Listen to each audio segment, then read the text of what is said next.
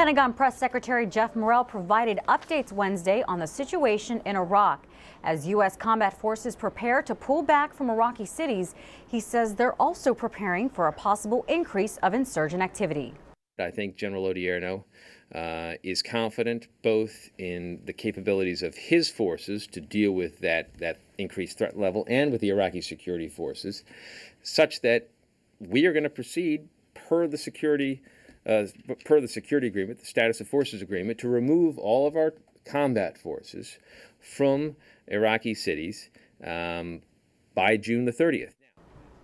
He says U.S. troops will play an advisory role in some Iraqi cities and towns after June 30th. Suicide affects all people in walks of life. Every military service has a training program geared towards suicide education and prevention.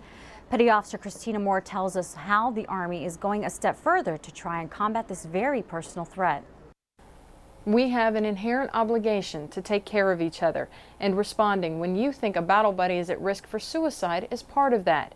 Brigadier General Colleen McGuire, director of the Army Suicide Prevention Task Force, says this very idea is part of the legacy she hopes this task force leaves behind. I'd like to see that the task force left a legacy of allowing soldiers and leaders to take care of each other, and they can reach out and get help without stigma.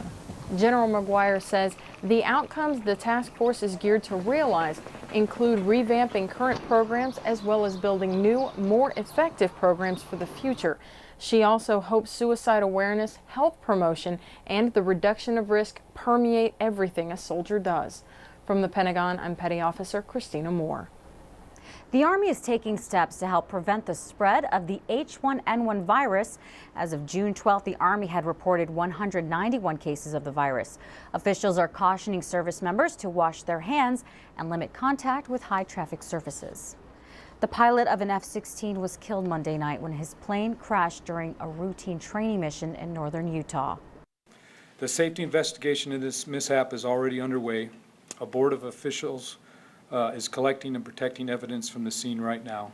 They're gathering and analyzing the relevant data, and it will help us determine the cause of this accident.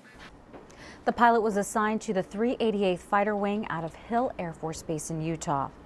The post-9/11 GI Bill takes effect August 1st, but eligible service members can begin registering for benefits next week. Pentagon officials say a new Defense Department website will go online June 29th, where service members can apply to transfer educational benefits from their GI Bills to a spouse or child.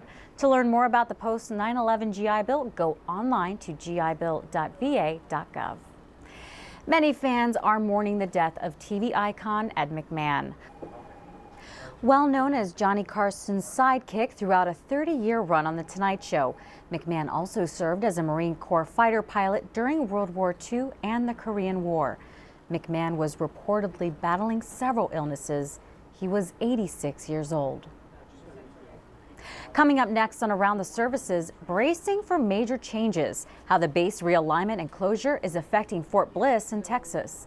But first, keeping it in the family, how 2 Army wives are lending support to other military spouses. Stick around, Sergeant Ted McDonald is back with more.